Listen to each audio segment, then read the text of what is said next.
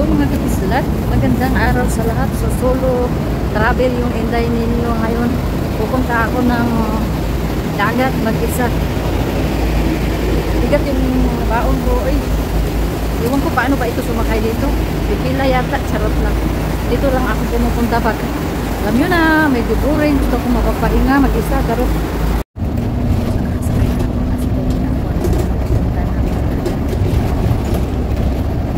Yung bang magdidiop ka na gusto mo mapag-isa, gusto mong matulog. Pero alam nyo ba mga kapislat, ano yan nagpagpunta ko dyan kasi ang init pala. Tiningnan ko sa aking weather sa cellphone ko ba kung uulan ba. Ay nako, maulan. Nung pumunta ako dyan, maghapon naman pala yung init.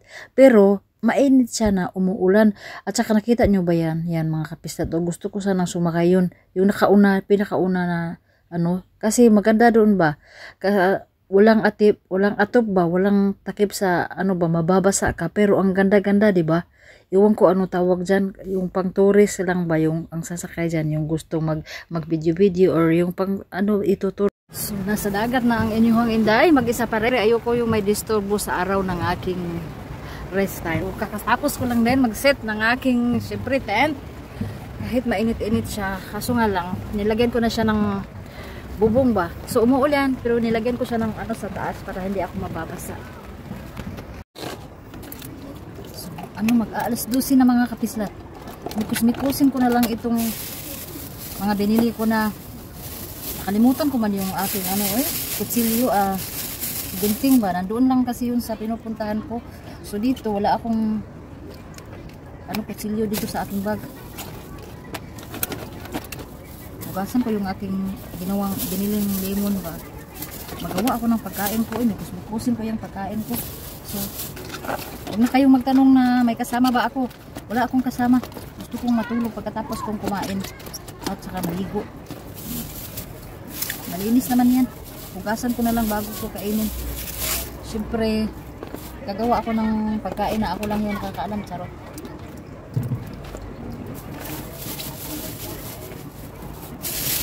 Yung ating binili na maliliit na isda, iwan ko tawag dito sa inyo, parang wala akong alam na pangalan nito. Nilagyan ko ito ng suka bago ako sumakay gagawa ako ng kinilaw ba. Charot. So makikita talaga na maganda talaga ako, diba? Shout out din na sa iyo, sir. Ito guys, pala mga kapislat ha, ako pala, marami dyan na hindi ako nagpapasik. Ako na yung vlogger na hindi daw nagpapasiksi. Kasi pag nasa loob lang ako ng bahay, ayoko yung bihis ako ng bihis. Wala akong kwarto ba. Pag nasa loob din naman ako ng tawag dito. Pag nasa loob na ako ng bahay ng amo ko, ayoko talbugan yung kasiksihan niya. Hugasan ko ulit siya ng tubig na. Tapos hugasan ko ulit ng suka. Charot. Nag-ano dyan, skate, boat. So, ayan na, mikos-mikos ko lang siya. Ako lang naman yung kakain. Hugasan ko muna siya ng, wala akong kutsilyo Hugasan ko siya ng, mahingi ako ng kutsilyo doon. So, gusto ko yung, nasa loob ako ng tin. Lapitin yung Inday ninyo sa, tawag dito, damok.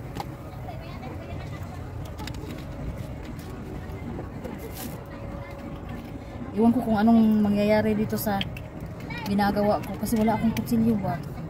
Paano ko mahiwa yung sili, yung onion. Manghiram ako na. Nakahiram ako ng kutsilyo doon. Diba? Sarap. Sarap. Malaki ng hiwa ko, nagmamadali ko. Umuulan. Ang ulan, Nung bigla siyang umuulan. Tapos, mawawala.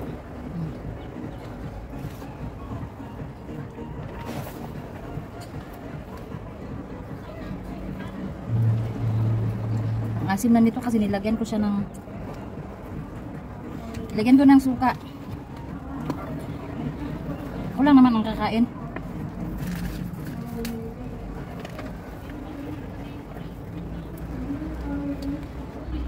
Asin pa rin.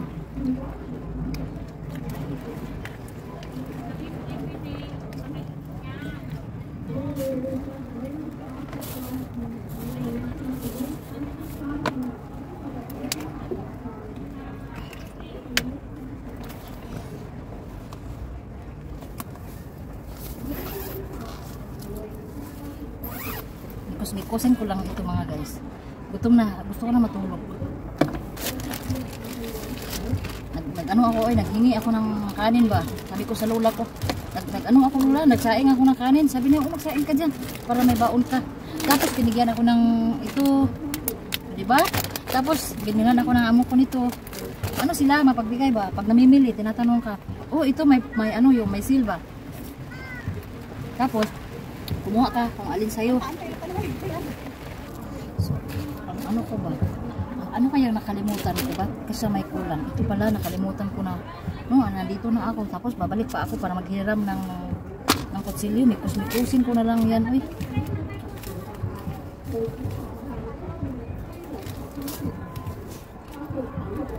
Isda ito siya na yung maliit. Iwan ko anong tawag nito. Kasing ganda ko, di ba? Masarap siya. Siyempre, kasing sarap ko rin.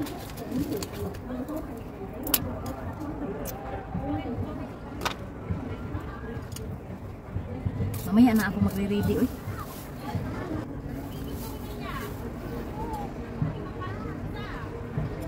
Wala, hindi na ako pumunta doon ng hiram ng kutsilyo. Mainit. At saka yung panahon. Ang init, tapos bigla-bigla bumuhos yung ulan. Iba yung ano nila dito. Yung panahon, yung ano ba, yung weather. Wala nang arte-arte ito mga guys.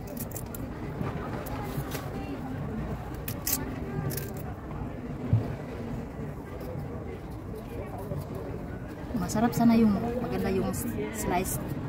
Kaso wala di ako, yung kutsilyo ko na iwan ko.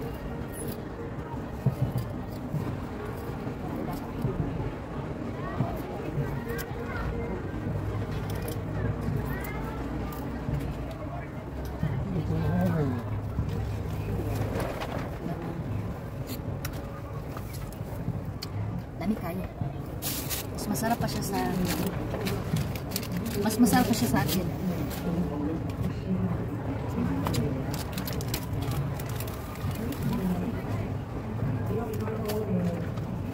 Nakalimutan ko yung bagoong ko talaga Masarap sana yun.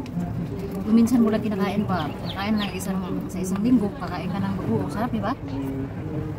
Nakalimutan ko, nagmamadali ba?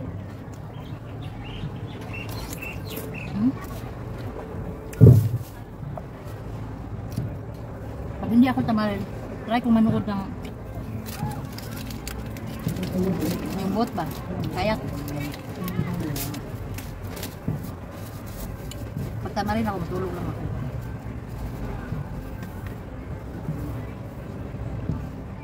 Kain tayo.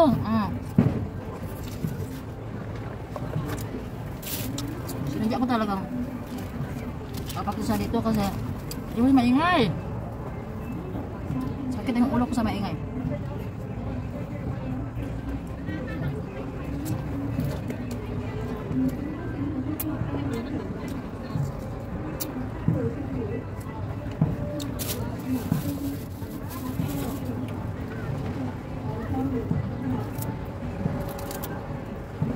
Ito yung kinilaw na may pichay o ano ito? May litos. Gusto ko rin kumain ng mga dahon, mga ganun ba?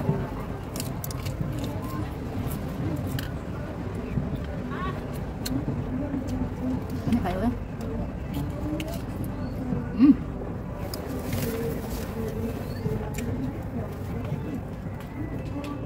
Tapos yung kain ko hanggang hapunan na talaga.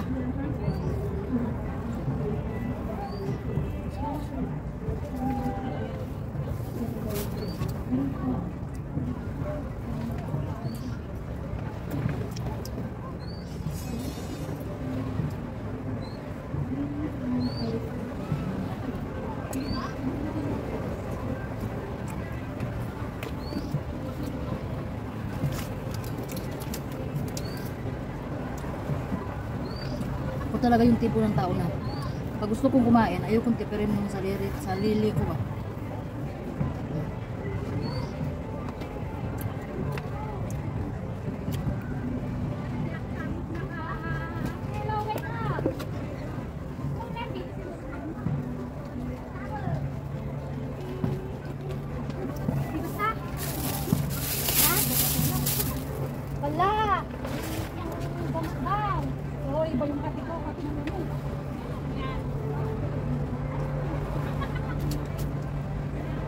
ko yung kain ko.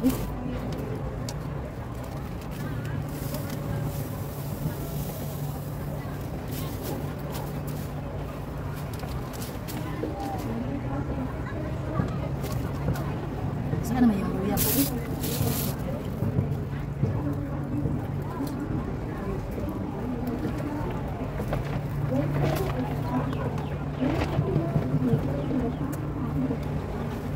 Laglag yun.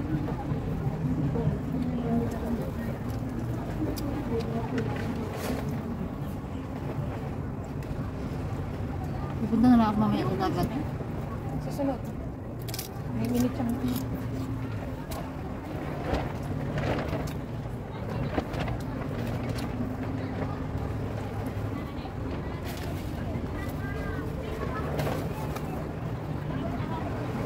Ang init ko eh.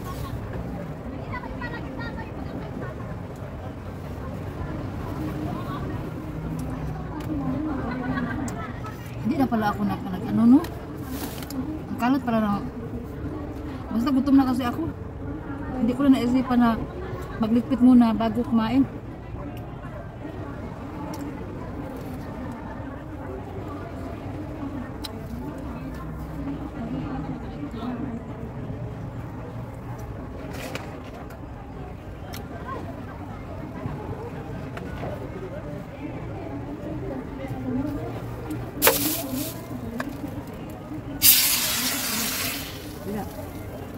Diba? Basa ako.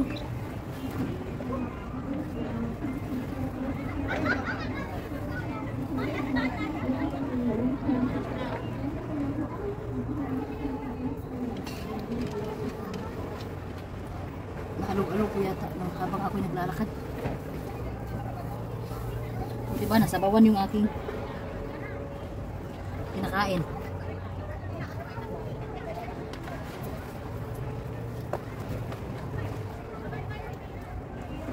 Kaya pa hindi ko nalalasahan kasi yung sili ko hindi manapit na ano.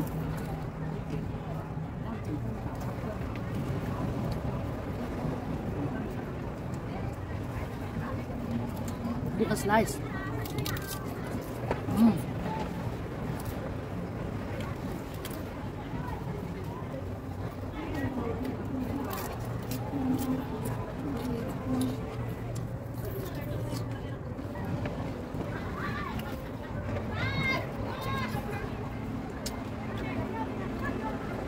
Yung isda na bangus sana yung anuhan ko.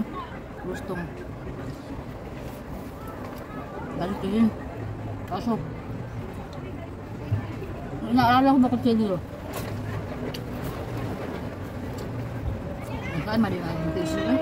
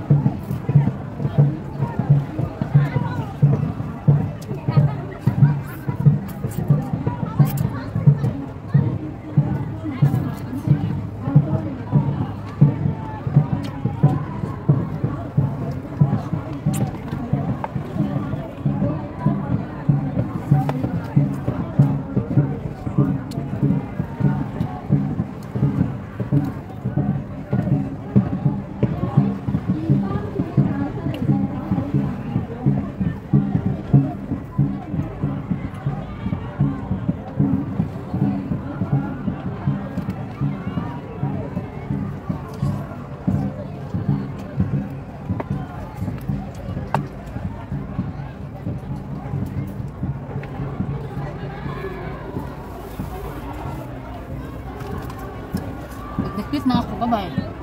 Salamat sa inyo dyan.